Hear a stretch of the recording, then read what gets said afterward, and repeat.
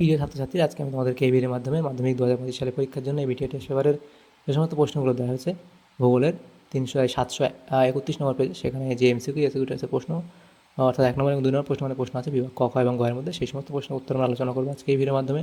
তোমরা ভিডিওর শুরু থেকে শেষ অবধি অবশ্যই তোমরা দেখবে, আর চ্যানেলে নতুন থাকলে অবশ্যই চ্যানেলকে সাবস্ক্রাইব করে রাখবে পরবর্তী পেজগুলোর প্রশ্ন উত্তর পাওয়ার জন্য। আর এর আগে যে পেজগুলো ছিল সেই পেজগুলোর প্রশ্ন উত্তর আমরা আলোচনা করে দিয়েছি, তোমরা প্লেলিস্ট থেকে সেই প্রশ্ন উত্তরগুলো পেয়ে যাবে, অবশ্যই সেগুলো দেখে নেবে। আর এই যে প্রশ্ন উত্তরের পিডিএফ তোমরা পরবর্তীতে পেয়ে যাবে আমাদের টেলিগ্রাম চ্যানেল থেকে, তো টেলিগ্রাম চ্যানেলে যুক্ত হয়ে যাবে, তাহলে পিডিএফগুলো পরবর্তীতে তোমরা পেয়ে যাবে। তো প্রথম যে প্রশ্ন দেওয়া আছে দেখো এখানে 731 নম্বর পেজে, বিকল্পগুলি থেকে সঠিক উত্তরটি নির্বাচন করে লেখো। 14টা এমসিকিউ প্রশ্ন দেওয়া হয়েছে। প্রথম প্রশ্ন বলা আছে, যে প্রক্রিয়ায় ক্ষয়জাত পদার্থ ভূপৃষ্ঠের নিচু অংশে সঞ্চিত হয় তা হলো কি? আরোহণ। নেক্সট প্রশ্ন, পলল ব্যাজনী গড়ে ওঠে। পলল ব্যাজনী গড়ে ওঠে কি? পর্বত পাদদেশে। নেক্সট প্রশ্ন আছে, বায়ুমণ্ডলে যে স্তরে ভূপৃষ্ঠের বেতার তরঙ্গ প্রতিফলিত হয় সেটি হলো কি? আয়নোস্ফিয়ার, অপশান ক। এরপরে আছে আইটিসিজেড সৃষ্টি হয়েছে। আইটিসিজেড সৃষ্টি হয়েছে নিম্নচাপ বলয়, অপশান ক হবে সঠিক উত্তর। নেক্সট প্রশ্ন, মহাসমুদ্রের কোন স্থানটি মৎস্য আহরণের জন্য অতি বিখ্যাত? সেটা হবে কি? মগ্নচড়া অঞ্চল। এরপরে প্রশ্ন আছে, চাঁদ, পৃথিবী ও সূর্য যখন একই সরলরেখার উপর অবস্থান করে তখন তাকে কি বলা হয়? সিজিগি বলা হয়, অপশান ক। এরপরে প্রশ্ন আছে দেখো 1.7, সেখানে বলা আছে খবরের কাগজ এক প্রকার কি? সেটা হবে কি? জৈব ভঙ্গুর, অর্থাৎ অপশান খ হবে সঠিক উত্তর। নেক্সট প্রশ্ন 1.8 বলা আছে, উচ্চ গঙ্গা সমভূমির নবীন পলিমাটি গঠিত অঞ্চলকে বলে? উচ্চ গঙ্গা সমভূমির নবীন পলিমাটি গঠিত অঞ্চলকে বলে? এটা বলা হয় কি? খাদার, অপশান গ হবে সঠিক উত্তর, খাদার। এরপরে প্রশ্ন 1.9-তে কী বলা আছে, ভারতের বৃহত্তম উপহ্রদ হলো? এখানে তোমাদের হবে কি? চিল্কা, অপশান খ। এরপরের প্রশ্ন দেওয়া হচ্ছে 1.10 থেকে প্রশ্নে বলা আছে সামাজিক 1.10 বলা আছে সামাজিক বনসৃজনে যে উদ্ভিদের চাষ করা হয় সেটা হবে কি? ইউক্যালিপটাস। নেক্সট প্রশ্ন বলা আছে কোনটি মিলেট জাতীয় শস্য? সেটা হবে কি? জোয়ার। এরপরে 1.12-তে কী বলা হয়েছে, যে কোন শিল্পকে উদীয়মান শিল্প বলা হয়? সেটা হবে কি? পেট্রো রসায়ন শিল্পকে উদীয়মান শিল্প বলা হয়। নেক্সট প্রশ্ন, ভারতের একটি শুল্কমুক্ত বন্দর হলো কি? কান্ডালা বন্দর। এরপরে যে প্রশ্ন আছে দেখো, সেটা বলা হয়েছে 1.14 প্রশ্নে, সেটা হচ্ছে কি? উপগ্রহ চিত্রে ক্ষুদ্রতম অংশকে কি বলে? সেটা হবে কি? পিক্সেল, অর্থাৎ অপশান এখানে খ হবে সঠিক উত্তর। নেক্সট দেখো বিভাগ ক্ষয়ের মধ্যে যে প্রশ্নগুলো আছে শুদ্ধ অশুদ্ধ নির্ণয় করো। তো প্রথম যে প্রশ্নটা আছে দেখো, সেটা হচ্ছে কি? নিম্নগতিতে নদী উপত্যকা অত্যন্ত সংকীর্ণ হয়। তাহলে এটা এখানে ভুল বলা হয়েছে, তাহলে তোমরা কি লিখবে? অ লিখবে এটা। তাহলে এটা লিখবে কি? অ। নেক্সট প্রশ্ন, বায়ুর গতির সাথে সমান্তরালে গড়ে ওঠে বারখান বালিয়াড়ি। সেটাও এখানে ভুল বলা হয়েছে, তাহলে এটাও তোমরা কি লিখবে? এটাও তোমরা অ লিখবে। নেক্সট প্রশ্ন যেটা বলা সেটা, নাতিশীতোষ্ণ ঘূর্ণবাতে বিধ্বংসী ঝড় সৃষ্টি হয়। নাতিশীতোষ্ণ ঘূর্ণবাতে বিধ্বংসী ঝড় সৃষ্টি হয়, এটাও ভুল বলা হয়েছে, তাহলে এটাও তোমরা কি লিখবে? অ লিখবে। নেক্সট প্রশ্ন, দক্ষিণ ভারতের নদীগুলি নৌ পরিবহনের অনুপযুক্ত। এটা এখানে কী বলা হয়েছে? ঠিক বলা হয়েছে। এরপরে যেটা প্রশ্ন আছে দেখো, তাহলে এটা তোমরা কী লিখবে? এটা সু লিখবে। নেক্সট প্রশ্ন দেওয়া আছে, ভারতকে মৌসুমি বায়ুর বিচরণ ক্ষেত্র বলা হয়। এটা এখানে ঠিক বলা হয়েছে, তাহলে এটা কী লিখবে? সু লিখবে। নেক্সট প্রশ্ন দেওয়া আছে, বর্জ্য পরিবেশের ওপর ক্ষতিকারক প্রভাব সৃষ্টি করে। এটা এখানে শুদ্ধ বলা হয়েছে। নেক্সট প্রশ্ন যেটা দেওয়া হয়েছে দেখো, ভূবৈচিত্র্যসূচক মানচিত্রগুলি সম্পূর্ণভাবে সমসাময়িক। এটা এখানে ভুল বলা হয়েছে, তাহলে এখানে তোমরা কি লিখবে? অশুদ্ধ অ লিখবে। তাহলে এই প্রশ্নগুলো হলো শুদ্ধ অশুদ্ধগুলো। এরপরে যে প্রশ্নগুলো আছে দেখো, শূন্যস্থান পূরণ করো 2.2, সেখানে বলা আছে উপযুক্ত শব্দ বসিয়ে শূন্যস্থান পূরণ করো, যে কোনো 6টি প্রশ্ন উত্তর দাও। প্রথম প্রশ্ন, নদীতে জলস্রোত মাপার একক হলো? নদীতে জলস্রোত মাপার একক কি? সেটা তোমরা লিখবে কিউসেক বা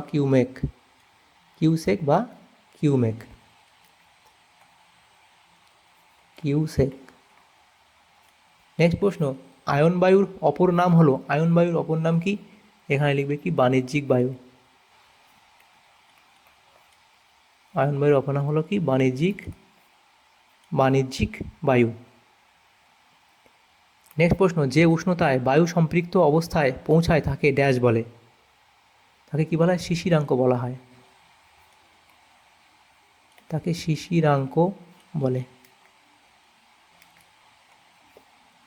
নেক্সট প্রশ্ন 2.2.4, আগুলহাস স্রোত হলো ড্যাশ মহাসাগরের একটি উষ্ণ স্রোত। তাহলে কী হবে? ভারত মহাসাগরের একটি উষ্ণ স্রোত। নেক্সট প্রশ্ন, স্ক্রাবার হলো একটি বিশেষ পদ্ধতি যা দূষণ নিয়ন্ত্রণে ব্যবহৃত হয়। তাহলে স্ক্রাবার হলো একটি বিশেষ পদ্ধতি যা ড্যাশ দূষণ নিয়ন্ত্রণে ব্যবহৃত হয়। তাহলে কি? গ্যাসীয় দূষণ নিয়ন্ত্রণে ব্যবহৃত হয়। নেক্সট প্রশ্ন 2.2.6, সেটা বলা হচ্ছে ভারতের বাণিজ্যিক শহর বলা হয় ড্যাশ শহরকে। তাহলে ভারতের বাণিজ্যিক শহর কাকে বলা হয়? মুম্বাই শহরকে। নেক্সট প্রশ্ন, আন্তর্জাতিক স্তরে যোগাযোগের মাধ্যম হিসাবে ড্যাশ এর ভূমিকা গুরুত্বপূর্ণ। তাহলে কি লিখবে? ইন্টারনেটের ভূমিকা। ইন্টারনেট এর ভূমিকা গুরুত্বপূর্ণ। নেক্সট যে প্রশ্নগুলো আছে 2.3, একটি বা দুটি শব্দ উত্তর দাও। প্রথম প্রশ্ন বলা হয়েছে মরু অঞ্চলের শুষ্ক নদীখাতকে কী বলে? মরু অঞ্চলের শুষ্ক নদীখাতকে কী বলা হয়? তা লিখবে কি? ওয়াদি বলা হয়। এরপরে যে প্রশ্ন আছে দেখো সেটা কী বলা হয়েছে এখানে। এরপরে প্রশ্ন হচ্ছে 2.3.2, উত্তর ভারতে উষ্ণ গরম বাতাস কী নামে পরিচিত? তাহলে কী নামে পরিচিত? লিখবে কি? লু নামে পরিচিত। এরপরে প্রশ্ন, হিমপ্রাচীর কোন মহাসাগরে দেখা যায়? তাহলে সেটা কোন মহাসাগরে দেখা যায়? আটলান্টিক মহাসাগরে। কোন মহাসাগরে? এটা হবে কি? আটলান্টিক মহাসাগরে।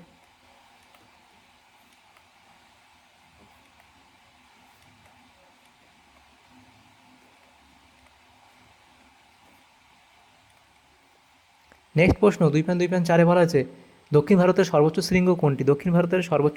শৃঙ্গ কোনটি? সেটা হবে আনাইমুদি। দক্ষিণ ভারতের সর্বোচ্চ শৃঙ্গ হলো আনাইমুদি। এরপরে প্রশ্ন, কাবেরী নদীর একটি জলপ্রপাতের নাম লেখো। তাহলে কি লিখবে? শিব সমুদ্রাম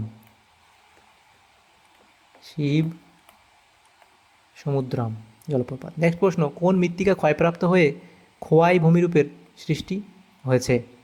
তাহলে কি লিখবে? ল্যাটেরাইট।